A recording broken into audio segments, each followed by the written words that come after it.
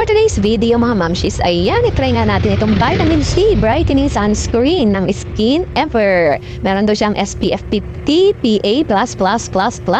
So ayan, naparami ata ng lagay mga mamshis. O ha?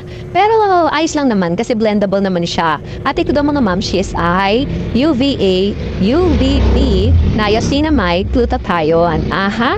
At lightweight and then greasy.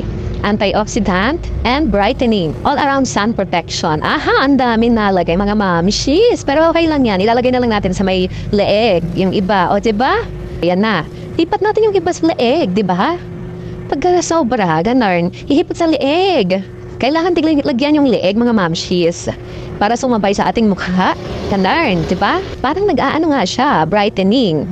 Oh, parang gumaganda, nag-glow mga mamshis ang ating skin. Ganun. At ito ang maganda mga mamshis, hindi malagkit sa pakiramdam. Ang ganda, bet ko na siya.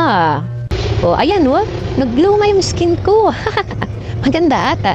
Ano, itong Skin Ever, SPF 50, PA++++. Ang daming plus. Okay na mga mamshis, brightening sunscreen ng Skin Ever. O, diba? Ano pang hinihintay? Check out na, legit. Ang ganda ko, charis.